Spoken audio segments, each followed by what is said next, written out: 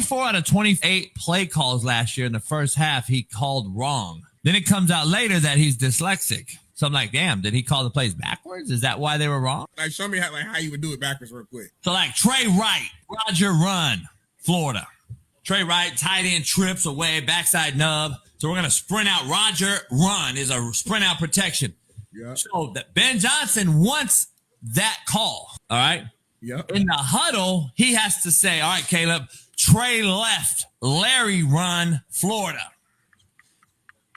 So now we're going to run Larry run left. So in his mind, he gets in the huddle and says, all right, Trey right, Roger running around the left half. And that motherfucker's going to run right. He has to call the play backwards. So now Ben Johnson's double coaching, homie. Imagine him in the huddle like, Dubs right, Larry. Why you smack your lips, homie? Hold on. Why you smack your lips, bro? Like, we're in the huddle like, fucking, we're tired of taking on this fucking 300-pound D-tack. We're in the huddle and shit. And then like, all right, guys, let's go. Dubs right. And then when he claps and we're all clap, and then we clap, and then I know the players see that last clap, and it's like, the last clap is like, it's like slow motion, homie. Like they see it fully, homie, the whole color. 13, 21, 21.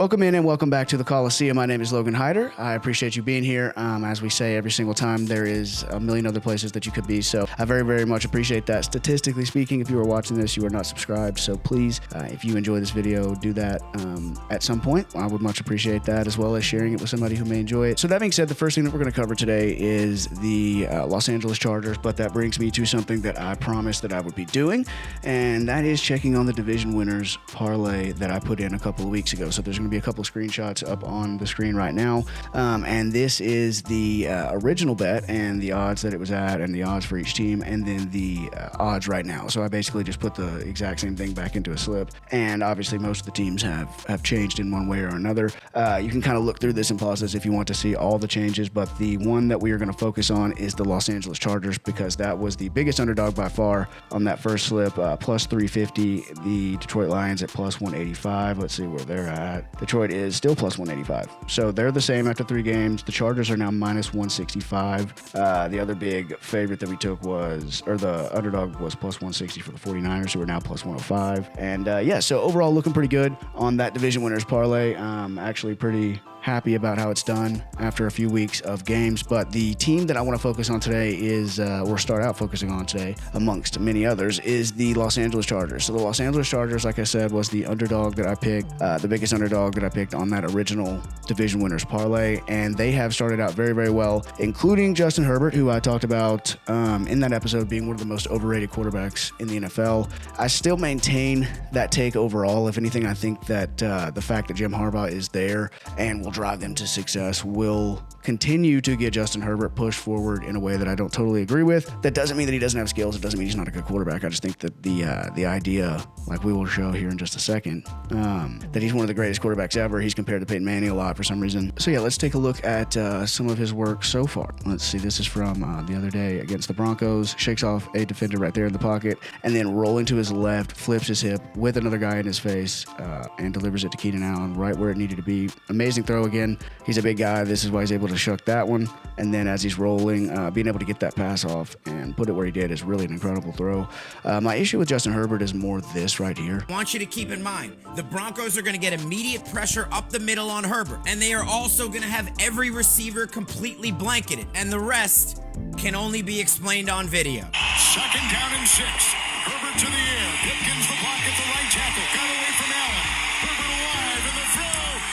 Touchdown. Now take another look from the end zone cam, because this is just ridiculous. This man escapes 2 defenders to avoid a sack. Then he rolls to his left, has to throw across his body with a defender in his face. He throws it underneath and around the defender's arm to a covered receiver in the end zone 25 yards away, and he throws an absolute dot for a touchdown. That, my friends, is a throw only a handful of quarterbacks in the history of the NFL can make. Justin Herbert may very well be an alien. Okay, so that's kind of that kind of sums up my issue, though. I mean, it's a great throw. It's a fantastic throw. But the idea that it's the greatest throw in NFL history in a regular season game, even if it was to win the game and it was a great game, I just think that the stuff with him is so overblown. It's like they're talking about this being one of the greatest throws ever, and he might be an alien and stuff. There's a lot of really good throws like that. I mean, Matthew Stafford is a great example. I actually had a video pulled up that didn't make the cut today as far as what we're going to talk about. But Matthew Stafford was doing the crossbody throws, the Mahomes-like throws, way before Mahomes was, and he didn't get any credit for it whatsoever in those kind of terms. And he's just one example. But I just think that the hype around Justin Herbert is a little bit overblown. For those of you that know the history of the NFL and know, about players that have played in the past, one of the most legendary players ever is Bo Jackson, a running back whose career was cut, unfortunately, extremely short. But a lot of people think he's the greatest athlete ever, played multiple sports, that kind of thing. There's a guy associated with the Los Angeles Chargers who has more rushing yards in the NFL than Bo Jackson does. I'll give you a couple seconds to think about who that possibly could be. Yeah, it's Jim Harbaugh. Yeah, Jim Harbaugh. I'm serious. If you're not watching the video and you're just listening, I need you to look at the screen real quick. Jim Harbaugh has 2,787 rushing yards. Bo Jackson has 2,782. Bo Jackson played 4 years versus Jim, who played 14. I mean, yes, obviously, it's a longevity thing, but the fact that that is true is so insane. And speaking of running backs and the Chargers, Najee Harris tore his Achilles the other day. If you do not like looking at things like this, then definitely avert your eyes because it is pretty gross. Kevin Durant, I remember whenever he tore his Achilles in the finals, and it's gross. It just rolls up the back of the leg, and it's really unfortunate because Najee Harris, as Brandon Fajeco puts it, went from playing on grass his entire NFL career in Pittsburgh to playing on turf at SoFi. The body over time starts to adjust to what it likes. Until they ban turf, you will see more ACLs and Achilles. Turf has no give in, although you run faster, your tendons have no protection. So yeah, from playing on turf in the past, I can tell you that it definitely does make you feel faster, makes your cuts feel more precise. But the problem is that in the NFL for years now, I've been talking about this, I've been yelling at the screen. There's one in particular injury that I can't remember. It was a Giants receiver. Maybe it was like Darius Slayton or something, but he tore his Achilles or his ACL just running like a runoff route, so he's just running to go just to try to get the corner to follow him and non-contact, tears something. And that's a great example of what happens a lot of times on this turf. I mean, this is basically what happened here. I mean, nobody touched him. He just started playing, so he's fresh and immediately out of the gate. Now, there's got to be a training component to that. The Titans set the record for the most injured team in the NFL multiple years in a row, which I do think had some, there was some correlation somewhere to make that happen. But the turf, I think, is a problem, and I do agree that this is one of the things that is driving some of the non-contact injuries that you see whenever guys are cutting and tearing Achilles, tearing ACLs, those kind of things that are just way more common now than they used to be. So he's completely wrong on this, by the way. NFL cares about field looking nice and getting money. I don't know about completely wrong on this. It happens all the time. It really does. I don't have the numbers in front of me, but if you're that interested in it, you could look them up. And as you move forward, pay attention to these injuries that happen on turf because they happen a lot. One interesting thing about that injury was the way that Justin Herbert reacted to it. Look at this. Just jumps over Najee, delivers a dart on 2nd and 4. I hope Najee can bounce back from this injury. Yeah, did Quentin Johnson just catch a pass? Quentin Johnson's been going off. But yeah, it's funny because in that moment, the jumping over him thing, there's guys that fall on the ground all the time and you have to do that. But jumping over him and then how long he was in the pocket, like right here, you got to know that he sees him in his peripheral vision holding his leg. But anyways, that brings us to our next topic, which is Daniel Jones and the Colts. They played the Titans the other day, and so I want to give Daniel Jones and the Colts a little bit of love here in the beginning, and then that will transition us nicely into the Titans. But Daniel Jones getting free from the Giants and immediately turning into Josh Allen is the funniest thing imaginable that could have happened. Let's see what we got here. I don't know if that's going to get copyrighted or not, so I'm just going to turn the audio off on that and we'll just watch it together. But I mean, that throwback is nasty. Obviously, first of all, the Titans are terrible. We're going to get to that. And so that helps him, but he's been playing insane. Makes no sense good. It's funny to hear even his name remotely talked about in the MVP conversation. Daniel Jones and Saquon ever since they left the Giants. Peyton and Adrian Peterson. That's so funny. I mean, honestly, if Daniel Jones lasts, then yeah, he's not wrong. Saquon had a 2,000-yard season. The fact that the Giants allowed Saquon to go to the Eagles is still one of the craziest things ever. But Daniel Jones is the first player in the Super Bowl era with 3 passing touchdowns, 3 rushing touchdowns, and no giveaways in the first 3 games of the season. That is nuts. I was talking about this on the college football episode. They were saying that this should be flexed at 4 a.m., but I found this post by Mike Tomlin regarding Anthony Richardson, who a lot of people seem to think has been done wrong in this situation. Anthony Richardson has not been done wrong. Anthony Richardson is a bust, but it's not really his fault because he shouldn't have been picked as high as he was. And if he was going to be picked that high, they should have done right by him and let him sit. He was a project quarterback coming out. Everybody knew that, and for some reason he started super early on. He's played like less than 20 games or started like less than 20 games in his entire life. Seriously. If they're benching him to move him or if they're benching him to let him develop, I guess it's to go to my first point, I guess that's not a bad thing. But for now, the guy can't be on the field. He's just a liability. And so anyways, if you don't believe me saying that, let's hear it from Mike Tomlin himself. That Carson is playing for him. We were in a similar situation a year ago. We're playing in Indianapolis, man, and I commented to the guys that, keep Richardson upright. Don't put Flacco in the game, and Flacco ended up in the game. So, whenever you have a coach that is, I've never heard anything like that you want to keep the opposing quarterback in the game.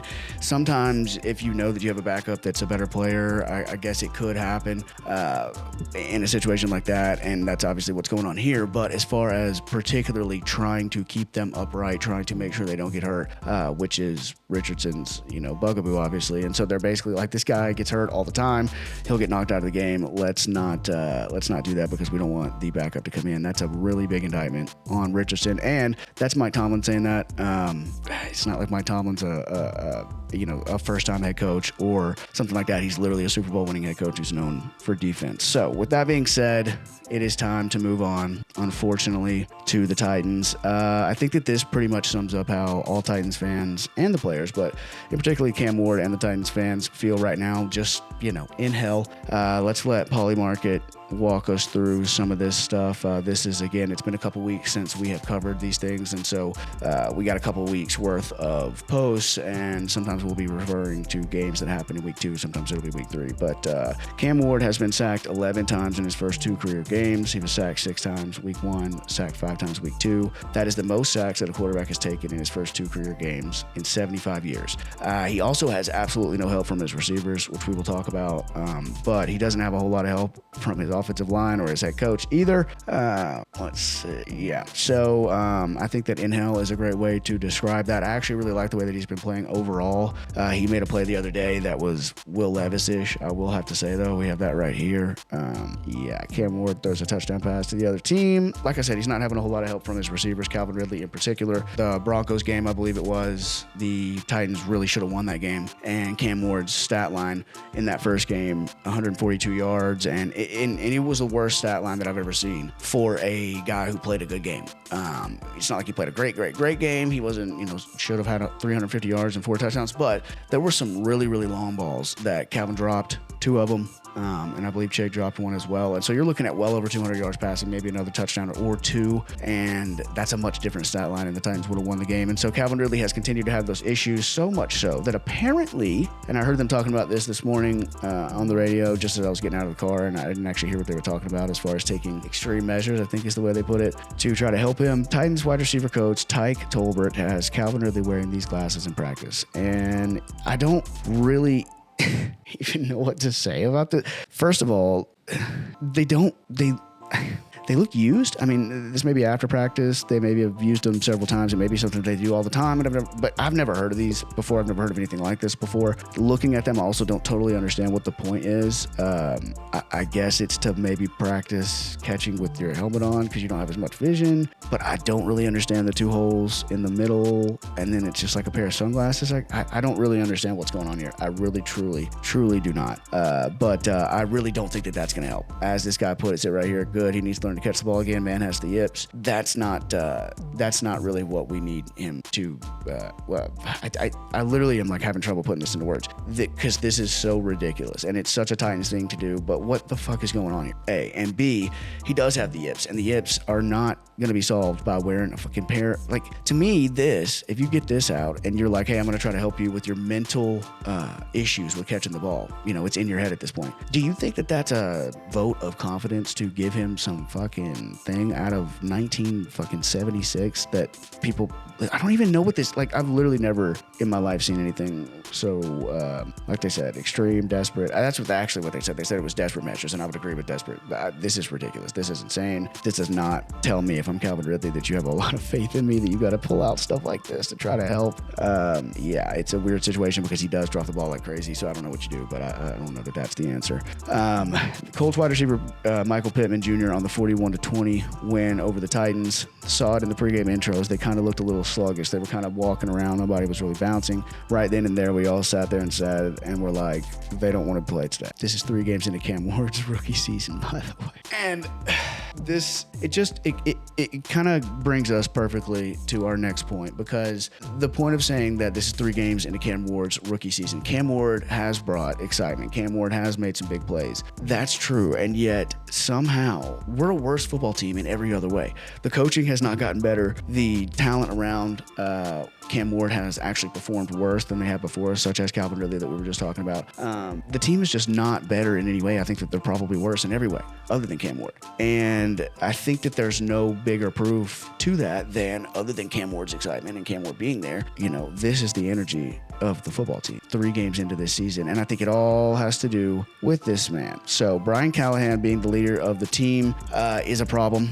And I think that it's really not that surprising whenever you think about his background. And so whenever he was hired, right, it seemed like we were getting, on the surface, the Bengals offensive coordinator who had coached Joe Burrow and coached the Bengals to the Super Bowl. And usually the coordinators are the guys who are your hot names, like your Ben Johnsons and those kind of guys. But the problem with Brian Callahan in particular is that Brian Callahan was the offensive coordinator, yes, but hold on, let's just use that exact point for a second. Let's think about who he had on the field. Joe Burrow, Jamar Chase, T. Higgins, Joe Mixon at the time. Okay, so those are the players that he was working with.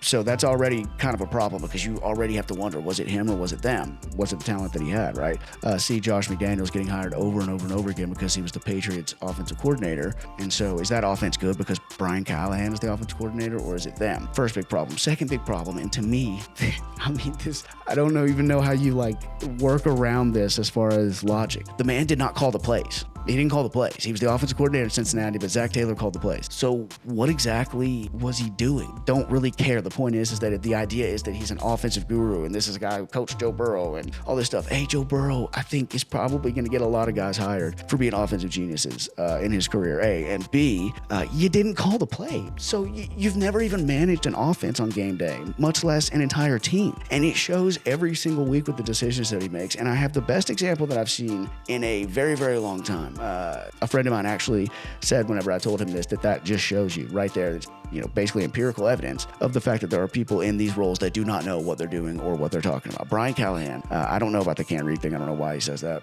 why they said that, but let's just take a listen to old Callahan, where Ebuka Manor made a catch on the sideline and he came down, and it was incredibly done by him, because his elbow touched inbounds essentially before he went out of bounds. And the way that the angle was, everything on his body went out of bounds except for his elbow, which touched first. It was incredible. And we didn't challenge it. And it was confusing at the time and annoying, let's say, at the time. And he was asked about it after the game, and this is what Brian Callahan had to say. Challenge on the idle manner play where they moved out of bounds on the sideline, and it looked like his elbow hit inbounds first. Yeah, you got to get a foot inbounds too, which we didn't have a clean look at whether his foot was down as well. An elbow doesn't equal 2 feet, so his foot would have had to come down as well. We didn't have a clean look, so the call from upstairs was that it wasn't worth challenging. Yeah, it quite literally does equal 2 feet, Brian. It quite literally does. An elbow does equal 2 feet. It just does. I mean, that is I don't even know how to put into proper terms how big of an indictment that is on him. He doesn't know the freaking rule book. He doesn't know the rule book so much that when asked about it, he literally says, yeah, I mean, obviously you don't know the rules, but with the elbow, you also still have to have a foot inbounds. It's got to be the elbow plus a foot, which doesn't even make sense to begin with if you really think about it. But it's just not true. Not only do you screw your team by not challenging the catch in the actual game, but then you double down on it when asked about it and just basically admit out loud that you do not know the rule books. And then his apology for it apparently was that he had a different interpretation of the NFL rulebook. No, you just didn't know the rules, man. You just didn't know. And it's unforgivable. It really is, to be in that position. And especially when we already have the questions that we have about him, to have him say that and to have him do that is just absolutely ridiculous.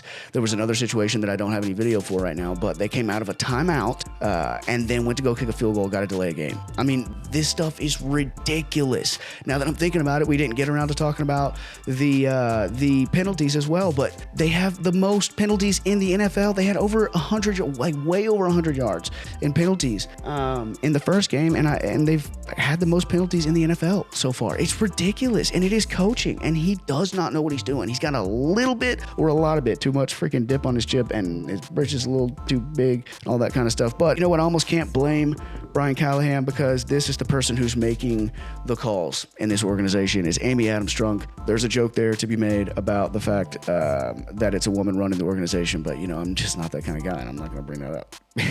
But also, by the way, there's a female running an organization in Indianapolis that seems to be doing pretty well, and she's on the sideline doing a bunch of crazy shit, and somehow it's working for them. So that's not even going on here, but you have a situation where this woman inherited the team from her father, and she is 9-35 in the last 44 games, dating back to 2022, the worst in the NFL in that span. 44 games, by the way, is not a small amount of games. That's 2.5 seasons. 9-35. Right here, they were 31-13 in the prior 44 games. 31-13 in the prior 44. 9-35 in the next 44. And it has been one bad decision after another, starting with the A.J. Brown trade, which essentially was completely, useless. We gave him away. At the end of the day, that's what happened. And it was a ridiculous trade at the time, and people that I know were arguing for it, saying that we couldn't pay him what he was asking and all this other stuff. It's ridiculous. It's a terrible trade. You never trade a homegrown guy like that.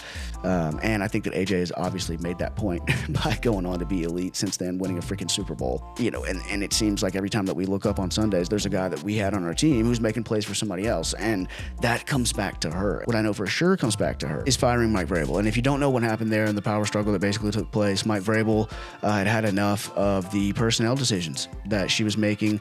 They had a new GM at the time, Rand Carthon, who has since been fired as well, in lieu of Mike Borgonzi, who is there now. But the GM was essentially chosen over Mike Vrabel, and Mike Vrabel wanted more personnel decision-making power, and he was told no, despite the fact that they had traded A.J. Brown, and that obviously hadn't worked out well, despite the fact that they had drafted Malik Willis, and that obviously did not turn out very well. He wanted more control, and he basically was saying, you're giving me a bunch of shitty ingredients and asking me to make a good meal, and then when I don't make the good meal, I'm getting all the heat. And also, I'm just tired of this shit. Like, this is ridiculous. I'm done working with the crap that you're giving me, essentially, and the decisions that you make, I'm having to account for. Like that famous video of when AJ Brown got traded and Mike's face was just, downtrodden, and of course he has to answer the questions about it, and he doesn't understand it. And owners do that a lot, and they have to make decisions for the whole organization, but ultimately these are bad choices, and he essentially said, I'm not doing this anymore unless I have more control.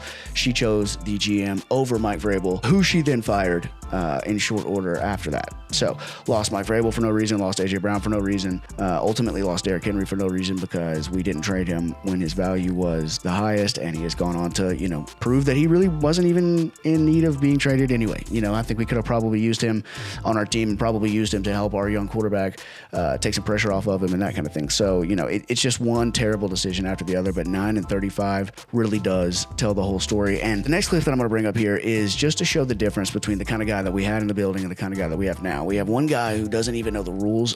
We have a guy who doesn't know enough about teaching discipline to prevent his team from being the most penalized team in the NFL. Then you have a guy like Mike Vrabel who spends 2 hours watching film on the Panthers' dirty kickoff strategy. Now, listen to the way that he breaks this down, and you tell me if Brian Callahan even has this level of grasp on what he's supposed to be best at when it comes to offense. Let's just listen to Mike. Really phenomenal kick coverage. It's impressive. I'm asked that they looked at it for 2 hours last night. I mean, impressive. They got good players. They got great speed. They change the scheme up on you, and so that'll be critical that we're able to protect the guy with the ball.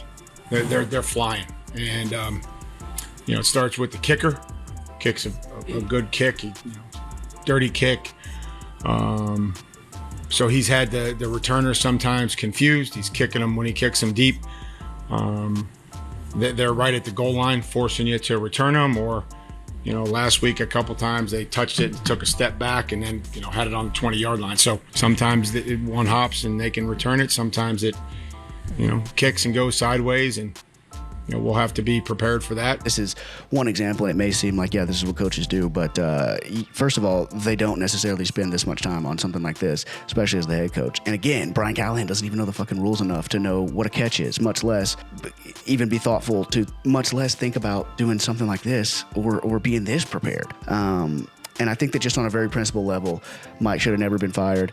And it's not a thing of looking back and saying, oh, well, we've been 6-35. Of course, you're going to say that. No, there's a reason why he got hired in New England. He was there before, but also they got a damn steal of a head coach. Cut your bait and move on for Brian Callahan because it just doesn't work and isn't working. And this guy here, by the way, we were talking about the injuries earlier. Literally, the Titans set the record for the most injuries on a team for at least 2 years in a row that I remember. And one of those teams was the 2019 team. And they were really, really good both years anyway. And had they not lost to the Bengals in a playoff game that I was at and watched them get 9 sacks and still somehow lose, I think that everything is different. When we were leaving that game, me and my wife were there. And as we were leaving, I said, there went your window right there. I said, this core group of guys is not going to be around to make another run after that. And I was unfortunately extremely correct, starting with AJ. But this is where we were at. I really don't know if the music's going to get copyrighted, so I'm just going to watch it with you guys again and talk you through it. But yeah, Tom Brady's last throw as a Patriot was a pick six to Logan Ryan. I had a vlog where we watched that happen live, and that was amazing as well. I'll put that out again at some point. One-handed catch by Johnny Smith on the road at the Ravens. This was a great game as well. Tannehill was a top 5 to 10 QB for a couple years with the Titans. Dude was a beast. People don't understand that that the Titans had the biggest number of explosive plays in the NFL over like a 2-year stretch once Tannehill took over, and Derrick Henry obviously being Derrick Henry.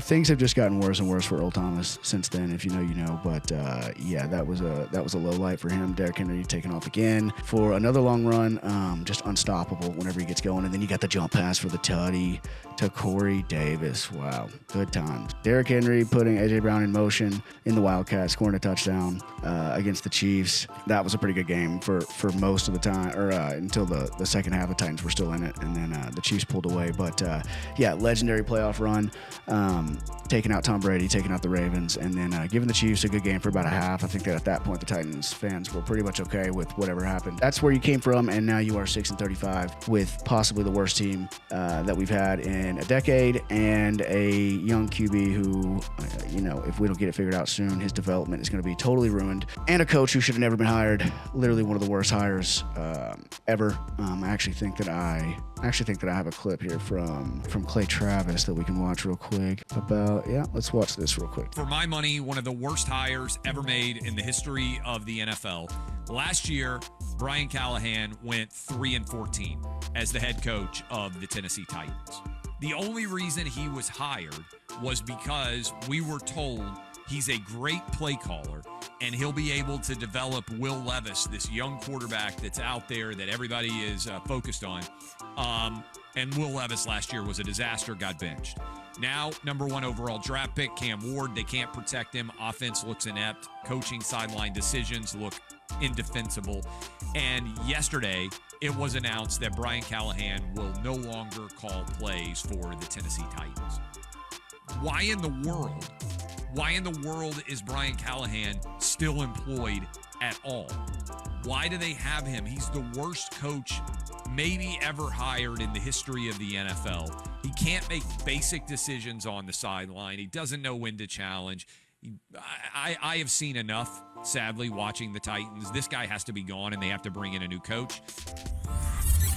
So, yeah, I think that he's right about every bit of that, and a lot of what I was just saying right before that. I did forget to mention that he no longer is making the play calls. He has given the play call duties away and to another coach, and, yeah, I hadn't really thought about that, but what Clay said is right. I had already talked about how he was supposedly this great offensive mind and that didn't really make sense from the beginning, but if he's not calling plays anymore, I think that, yeah, there's a pretty big argument to be made. Like, what the fuck is the point? I think it'll be an absolute miracle if he somehow makes it past this offseason, makes it past this season. I really just don't think that it's going to happen.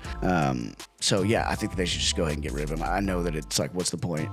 But that's the exact point. Let's just go ahead and move forward. So speaking of moving forward, we are going to go ahead and move forward to the Dolphins, the Tua Tagovailoa-led Dolphins. Tua Tagovailoa is playing under a $212.4 million contract, but the production just isn't there. Tua has always carried injury concerns from the devastating hip injury in college. By the way, we talked about Bo Jackson earlier. Same exact injury that Bo Jackson's career was ended by, Tua had in college at Alabama. Obviously, medical science came a long way, and his career was not over, but pretty severe injury, and definitely has something to do with the fact that he's just completely immobile, which is a problem when you have the multiple scary concussions that change the way that he plays.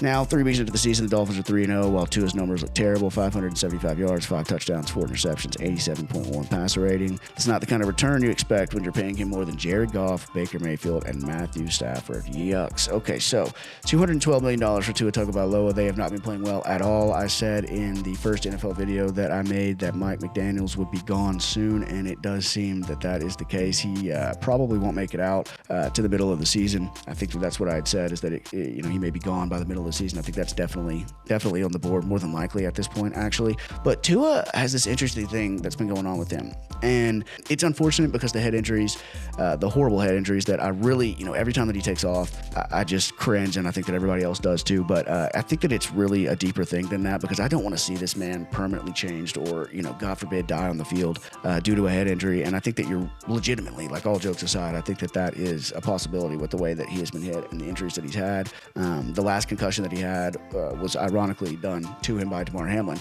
But Damar Hamlin tackled him, barely tackled him, kind of caught him, and his forearm is what hit Tua in the head, and that gave him a concussion, and he was out again, and these concerns popped back up again. And so, I don't know. I just don't see how you make it through multiple seasons in the NFL without having another traumatic head injury in that position. High likelihood and increasing likelihood for a CTE, but he's been acting kind of strange over the last couple of years. I don't know if anybody's been really paying attention to this, but he's gotten a lot more aggressive with the media. His hairstyle's changed. He's gotten tattoos on both arms, 2 sleeves, so they're he's fully covered. These are all decisions that guys make. See LaMelo Ball, for example, who definitely doesn't have CTE, but is covered in tattoos and wasn't before. My point is that his personality seems a little bit different. In my opinion, he was very nice and laid back, and I think that he's been unfairly attacked in some cases, and I kind of get the chip on the shoulder thing and kind of like it from him. But over time, I've started to get the feeling that he kind of seems like a different kind of guy now, getting really defensive over a late interception that he threw earlier in the season. Let's see what he has to say about this, because it's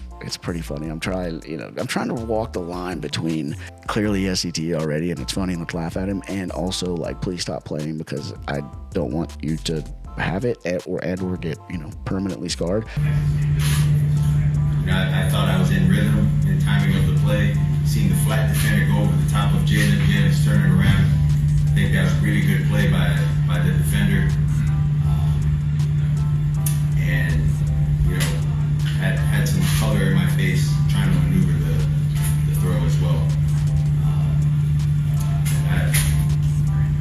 10 out of 10 times, if we're looking at that same thing, I think I'd still try to work that timing of hitting that spot. I think the linebacker made a great play on that. Yeah, quite literally 10 out of 10 times is not correct, because you threw a pick. So the best you could say is 9 out of 10 times, right? But whatever. Anyways, that Gato Grunt comment right there is pretty funny. This is like when Derek Carr threw a pick 6 versus the Falcons, and he said he made the right read. The safety just wasn't supposed to be there. Oh, Lord have mercy. Okay, so that is one to a quote that we're going to talk about. But the other one just seems odd to be taking shots at, of all people, Cam Newton.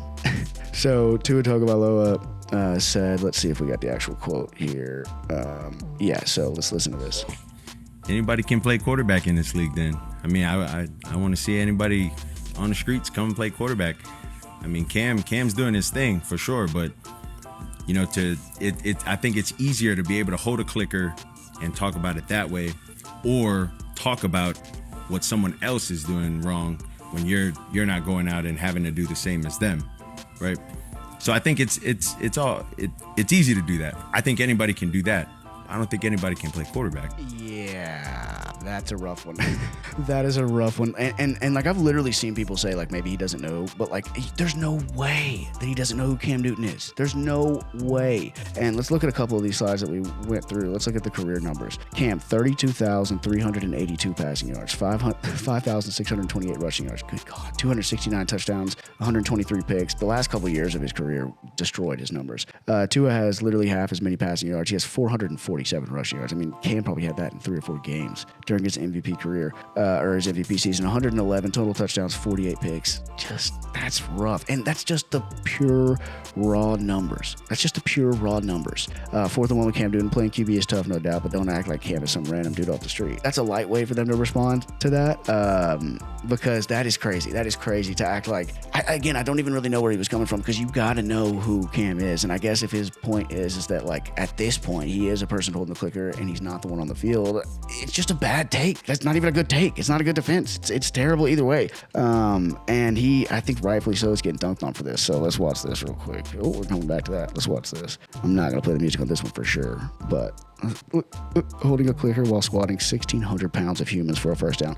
This play makes absolutely no sense. I mean, I read it before I watched it, and I was like, so he had to have got a first down. That Jalen Hurts thing right there is ridiculous as well. But look at it right there. Should have been over. Should have been over again. Should have definitely been over right there. What? I mean, 74 does a lot of work there at the end, but good God almighty. Like, sacked right there, probably. Definitely sacked there. For sure, short there. What? Yeah. Obviously, different styles of quarterback. When you talk about Tua being a smaller guy who doesn't really run, being accurate, and Cam being a big runner.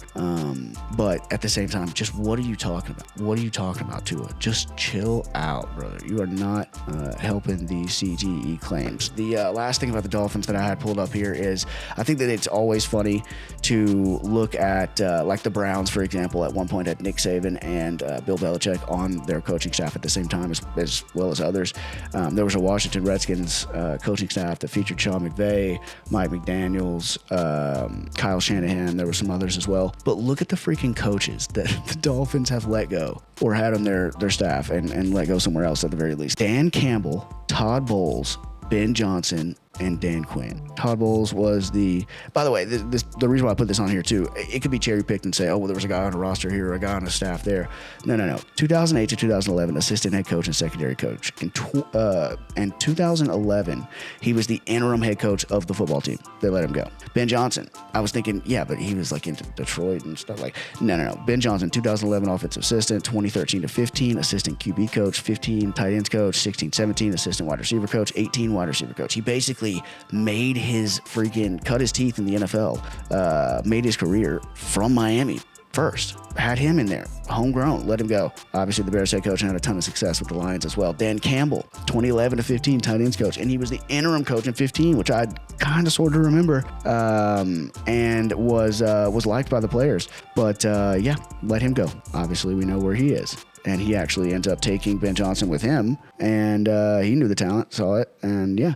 Dan Quinn, Miami Dolphins, 2005 and 2006 defensive line coach. See, that's a little bit cherry-picked on that one, and he's probably the worst one out of all of them, to be fair, head coaching-wise. But yeah, it never ceases to amaze me how this kind of stuff happens. We were just talking about it with A.J. Brown, Mike Vrabel, these kind of things. I think Vrabel probably would have gone to the Patriots eventually, but you just don't let that guy go, and you don't let those kind of players go. So next up, we have Baker Mayfield and the Buccaneers. We're going to start going through these a little bit quicker here as we get to the end, but I wanted to bring up this draft right here that I don't really care about the other ones, but this one here. Back whenever I was covering the NFL a few years ago, I did cover this draft, and my personal rankings were Baker Mayfield, Lamar Jackson, Josh Allen, or I may have had Sam Darnold after that, but one of the picks that I always take a lot of pride in is Baker and Lamar. Considering that he got drafted 32nd overall, obviously becomes what he becomes. And Baker for a second looked like a bad pick, but has been proven to be a really good one.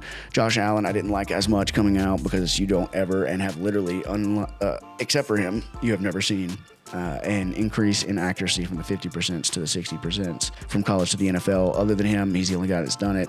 So, if I'm going to be wrong about that one, that's okay.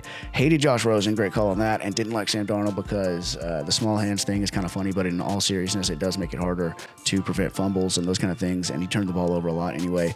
So I thought he would be a turnover machine, and didn't think that he would be that great either. And I think that I've gotten, those two needed to be switched, obviously, at minimum, and Josh Allen probably could be all the way at number one. one, thinking about it now. But point being is that was pretty accurate about those, considering that Baker Mayfield has gone on to do what he has done. Former walk-on who goes on to win the Heisman Trophy. And think about that as well. He was at Texas Tech as a walk-on. Patrick Mahomes was recruited to go there, and then he walked on as a preferred walk-on at Oklahoma, and then wins the Heisman Trophy and becomes the number one pick. Which makes no sense. Makes no sense. Those sentences should never be said together. Was a walk-on, became the Heisman Trophy winner, became the number one pick. Insane. Absolutely insane. So I love to see that Baker has been doing what he's been doing to start this year out, and just in general, I'm so glad that he made it through, and he's a great story as far as pushing forward whenever things aren't going your way and all those kind of things. But so far to start the season, the Baker Moneymaker led Buccaneers have 3 game-winning drives. In retrospect, against the Jets, the Texans, and the Falcons, not great that you had to do that. But at the end of the day, he's getting it done with 3 game-winning drives already, which is just incredibly clutch. The first team since 1970 with a game-winning score in the final minute of regulation in each of their first 3 games of the season. That's pretty insane. And yeah, it does show a lot of resiliency for sure. And Baker Mayfield being the guy that led them down the field on each one of those is pretty awesome. This is my favorite Baker Mayfield clip by far. One of my favorite clips of the year so far. I was watching this live, and I for sure thought that, we were just talking about this earlier, the non-contact injuries. I was for sure that this is what happened to Baker. And literally 2 seconds later, he is right back up and talking shit. Like, what is that? Like, right here, like, grabs his knee, and it's like, oh no, like, looks really bad. And then just out of nowhere, he's fine. He's just fine. I mean, it looked bad. Like, the way that he is just kind of awkward, and then the way that he grabs it, and wasn't completely non-contact, and then look at that. CJ Gardner-Johnson, who has been released since then, by the way.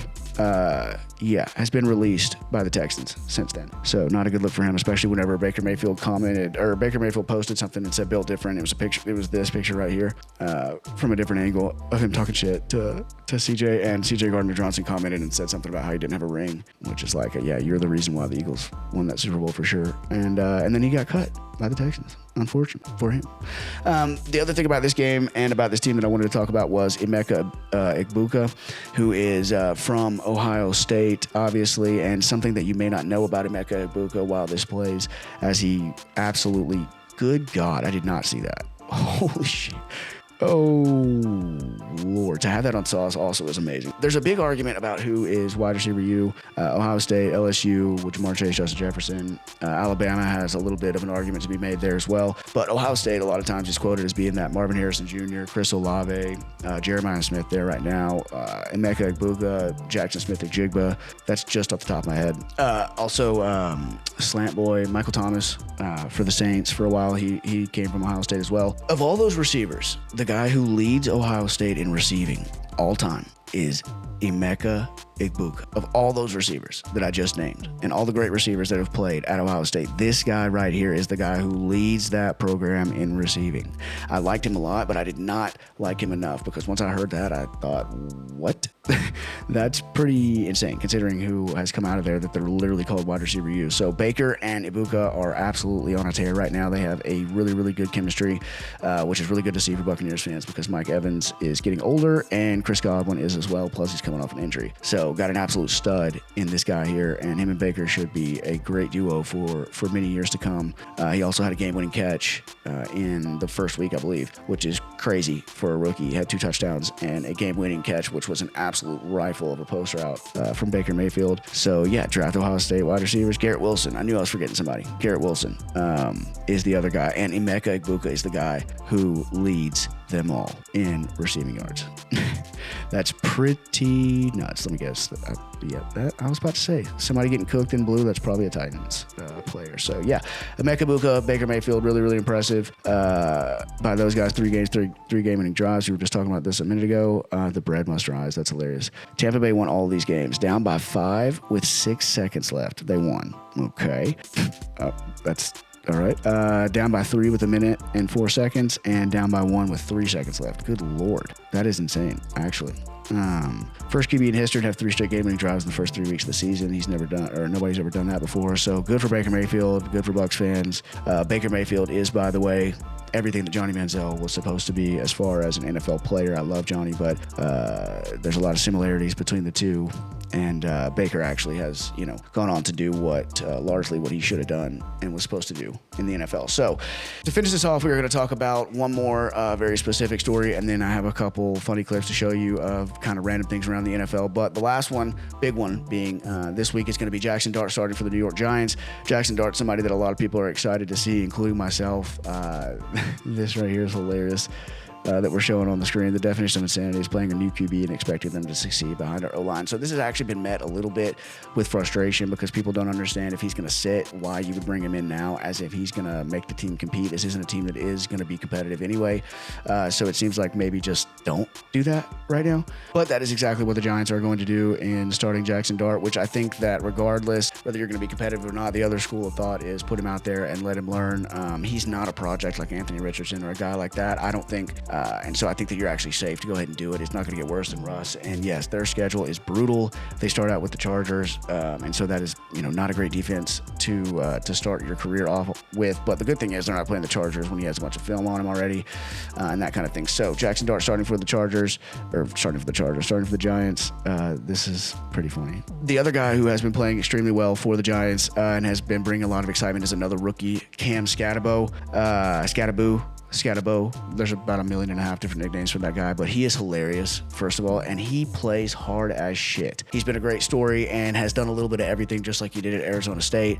The game that he had in the playoffs where he was throwing, catching, doing everything, throwing up on the sideline included, last year is what made me a big fan of this guy, and he's been doing, the other day when we were watching, is basically the same thing. He has 8 targets, which led the team against the Chiefs, had 8 targets, 6 receptions, led the team, 61 receiving yards, which led the team, 60 rushing yards, which led the team, 10 carries, which led the team, and he had a rushing touchdown. So he does a little bit of everything, and he is just energy personified. He is a football player. When they say this guy is a football player, he's not going to test amazingly or anything like that, but he is awesome. And let's watch a little bit of his work right here.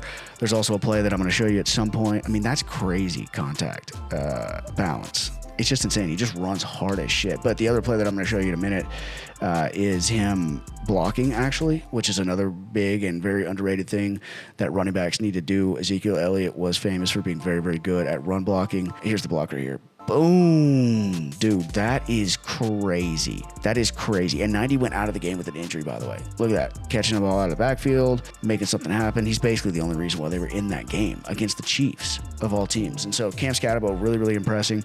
And now you got Jackson Dart to join him as a rookie-led backfield, it appears. Tyrone Tracy is not happy to see that, but it is what appears to be happening. One person who is probably excited is Malik Neighbors, who has played 19 games, as you see here, has played 19 games and has played with 6 different quarterbacks. Daniel Jones, Tim Boyle, Drew Lock, Tommy DeVito, Russell Wilson, Jackson Dart. I mean, that's hard to do. That's hard to do. And what's even harder to do is be one of the most elite receivers in the NFL while dealing with all that bullshit. So hopefully Jackson Dart makes Malik Neighbors happy on the field because he's starting to get pretty frustrated, and I totally get it. And he will make me happy as a fantasy owner of him as well. But I think that there's a good chance that the Jackson Dart Malik Neighbors combo could be something that lights the league on fire the rest of the year and maybe for years to come. We shall see. Okay, so the rest of what I have here for you on the episode is just kind of a fun little way to end it with some of the best posts that I saw and some other things like that. So I'm just going to kind of fly through some of the best stats and some different clips, and then we're going to end it with a breakdown of week 3 from who I consider to be the best in the business when it comes to that, which is ironically Polymarket. But I wanted to share with you guys, and the first one's going to be the top 5 routes from week 2. I know that we're just finished up week 3, but this is what I had saved for us. So we got Nico Collins there on a fade route, which was not completed. Ooh, nice little release, and then a little come back and go with that little bit of space is crazy. Travis Kelce across the middle. That's not even a route. That's a stiff arm. What? Oh, are we being serious with this? That's terrible. Oh, look, Travis route was made as fuck. No doubt. Stop routes are so much more difficult than they look to sell that you're going deep, but then that's nasty. Using him to turn, that's gross. No, I love that. Jefferson, of course, is going to make the list Jesse Bates. Actually, I texted my friend Jose about this, and I said Jesse Bates just got absolutely broken off by by Justin Jefferson. Travis Hunter, you're fucking right. I mean, that was a beautiful catch, but basically just a comeback route. I do love that, though. I used to run the comeback like that as well too, where you look back at the quarterback, you actually we put our hands up as well, and then break down to the outside. So we like that from Amon-Ra. Overall, that was not overly impressive though. So sorry about that. This is one of the crazier stats that I've ever seen in my life. Chase Brown has negative 54 yards before contact. Before contact. Read that again. Negative 54 yards before contact Chase Brown has. So he's literally getting hit. Like it's hard to even wrap your brain around that. But basically he is got no O-line help whatsoever. How is this possible? It's hard to, like, the first couple times that I read it, and even now as I'm saying it, I always have to like visualize it more before I get that it means that he's being hit behind the line of scrimmage. But yeah, really, really rough for him, and fantasy owners in particular, glad that I traded him away. This was another really insane stat that I saw. This was a couple weeks ago. So this may have updated again since then as far as Josh Allen's numbers, but Josh Allen has more rushing touchdowns than Thurman Thomas, who was a Hall of Fame running back. Makes no sense. Makes no sense. Lamar Jackson should have been the MVP last year, so because of that, I seem like I hate on Josh, but I think he's awesome generally, and that is just absolutely one of the craziest stats that I've ever heard. Also a crazy stat. Former Rams running back Todd Gurley still ranks third in the NFL in rushing touchdowns since 2015, and he has not played a down since 2020. From 2015 to 2020, Gurley was one of the league's most dominant scorers, piling up touchdowns at an elite rate before knee injuries cut his career short. That was a situation kind of like Tua, where they signed him even though his health was a clear problem, and he had a literal chronic knee injury diagnosis, and they still re-signed him, and then the Falcons signed him after that. But him being third in rushing touchdowns since 2015 and having not played since 2020, that is fucking batshit. So yeah, shout out Todd Gurley.